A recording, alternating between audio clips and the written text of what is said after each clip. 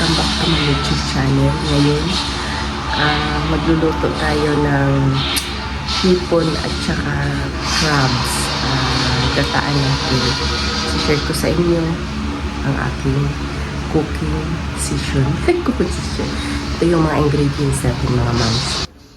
So ayan guys, meron tayong sibuyas, kamatis, bawang, luya, tingnan yung mga gulay natin, pichay, sitaw, kalabasa, at mayroon tayong sili na mahaba, tsaka may kataling tayo.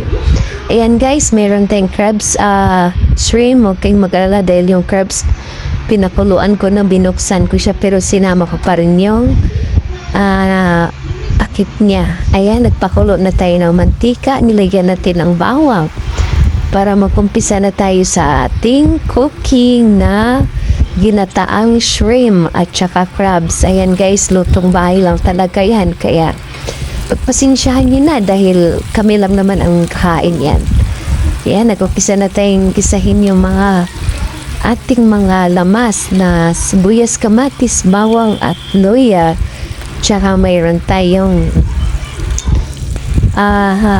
yun na nga yung mga ating mga ingredients.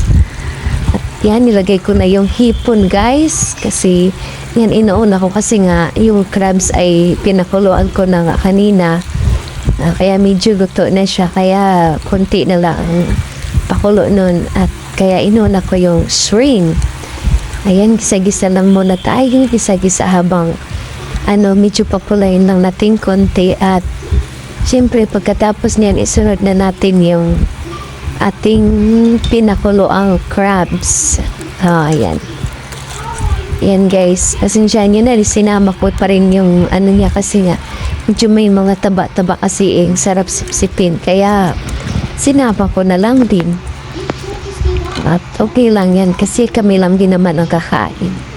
Yan, nilagyan na natin ng pamintang buo. Pangdagdag din yan guys sa panlasa. Siyempre nilagyan ko siyang tubig kaunti dahil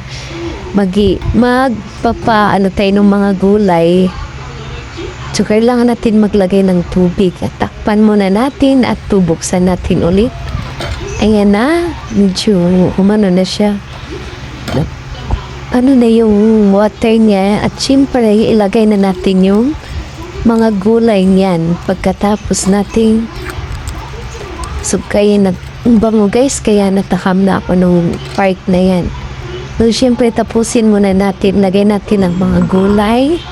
Ayan, kalabasa muna yung binula ko, at isunod natin yung sitaw. Ayan, masustansya ang ating ulam for today's video kasi may mga gulay. Masarap talaga guys pag may gulay ang ating kakainin.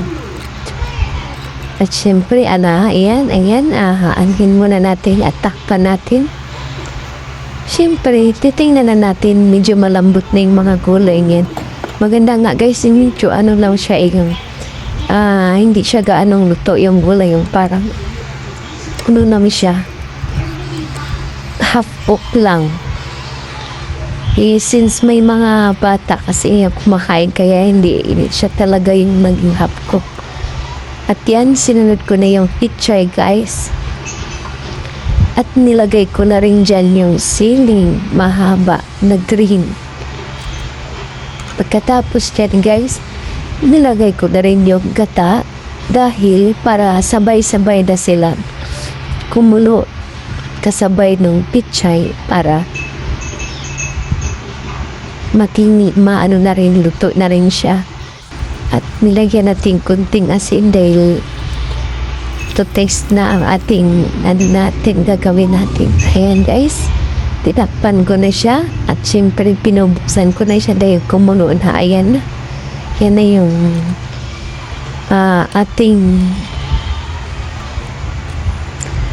ang ating nilulutong ginataang crabs at saka hipon. Yan na yung finish product natin guys. Ayan, ang sarap guys, kaya natakam na rin ako niyan. Gusto ko lang kumain, kaya pagkatapos yan kumain na ako guys, kasi ang sarap talaga. Gusto ko na talaga siyang matikman. Sarap na sarap kami talaga guys, kaya ubos yan. Simot sarap talaga guys. Thank you for watching.